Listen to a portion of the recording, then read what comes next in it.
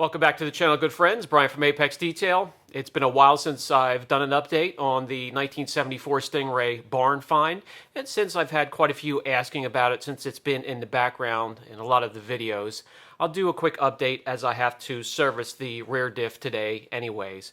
I get to work on this thing and I keep it nearby periodically, short spurts at a time. Hard to get footage that way.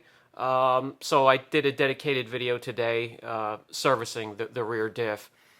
But I work on it in between layers of coatings. If I'm waiting for parts to come in or just any downtime at all, I jump back on it. And I've got a lot done. Still have a long way to go. Again, this thing is not going to go to shows. It's not, any type of special collector's item. This is just for fun. A way for me to blow off steam. I'm going to take it to the track. I have a nearby raceway, Pocono Raceway, where the infield is open for a course race. So we're going to have some fun with it, and we're preparing it for that. And, well, let's get right into the video. Quite a few things to catch up on before we get started on servicing the rear. We did get side pipes on here, eliminating the stock exhaust. Wiring harness, engine compartment is just about complete. I did go ahead and paint racing stripes on there, did that myself. Finished the Le Mans style headlights and spoiler and the duct work going. You can either go to the brakes or you can feed more air up into the engine compartment for cooling. Vinyl, a little bit of painting here and there. We do have to finish getting the hinges on this door on the driver's side and then realign that.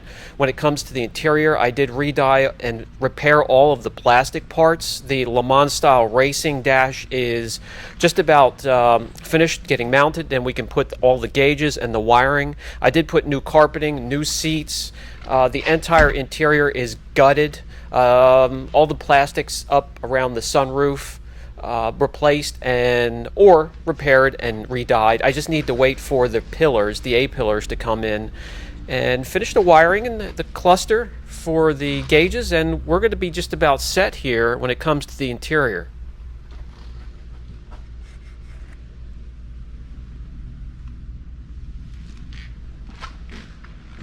Another thing we took care of, Eastwood black rust encapsulator. And frame coat over all the metal surfaces. Not many left, on the Corvette here. Most of it's fiberglass, so the metal surfaces that do exist are pretty much protected. And right there we have the plug for the rear diff where we will be servicing. I also replaced the U-joints for the half shafts here and the main drive shaft. We're getting there. There are a lot of parts ordered for this, guys, that are really taking a long time because of the pandemic. A lot of crews and companies on, just running skeleton crews.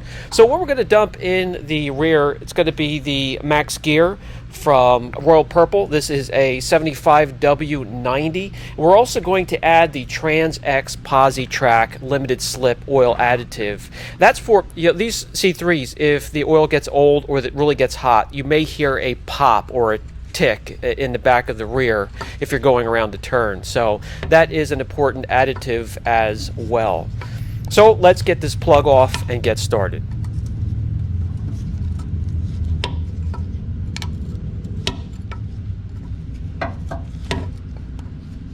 Not a lot of room, quarter turns at a time, but once you get it out, make sure you have a catch underneath there.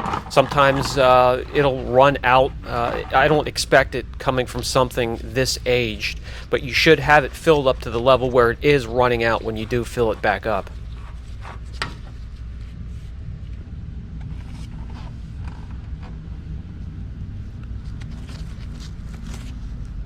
As you can see, this stuff is nasty. It even smells horrible just opening up the plug. So let's pull that stuff out of there. We'll get the hose down as far as we can reach and pull up as much of that just gunk as we can. Clean it out and fill it with some nice fresh gear oil.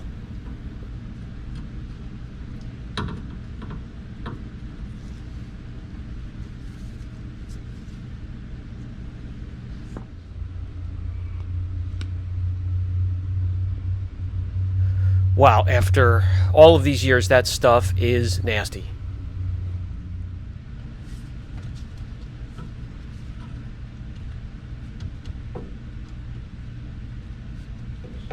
And that will do it. Most cases, you'll pull out about 1.5 quarts, just under 2 quarts, and boy, it's a relief to have this brown, yellow, nasty stuff out of there. So it's time to get the fresh stuff in. Now, you can use the same tool. I sucked the old gear oil out of the rear to pull from the container and then get it into the rear itself. If there's not a lot of room, you can also insert a tube onto the container itself. But there's enough room to get the container inserted into the plug hole and just lift up high enough, squeeze it, and get it in. So I'll put about 1/2 quart in there, and then I'll leave 1/2 quart in the bottle, and then mix in the lubricant, and then dump that in, and then I'll get the 2nd quart on top of that. It's just the way I like to do it.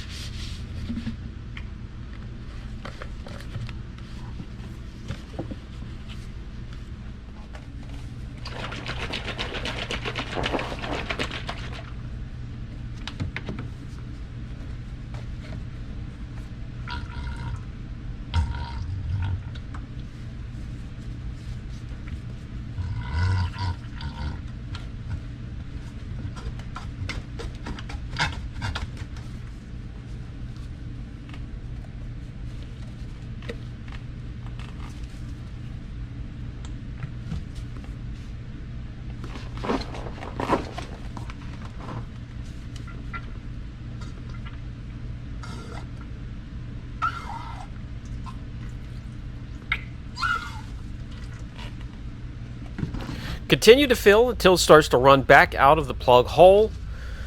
Clean up the hole, plug it back up, and we are finished.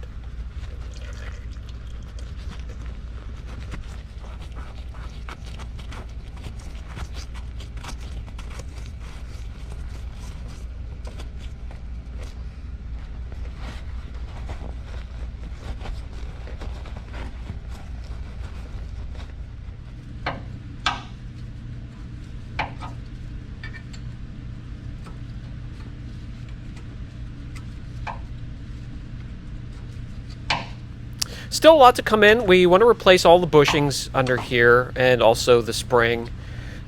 Just uncertain, the shipping times right now, which is a bummer. And now my favorite part, the test drive.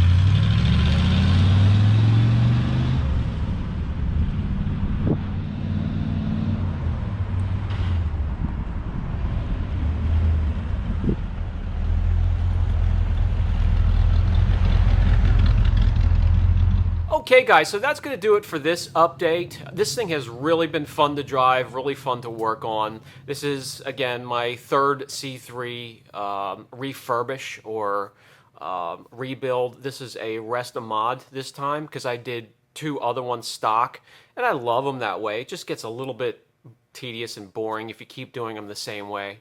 And I'm going to have fun in a different way with this car than I have the other ones. So if you have any questions, don't hesitate. Share with me down in the comments section your project car or a project car you have done in the past, or even one you're looking forward to in the future. Love all you guys. Catch you in the next video.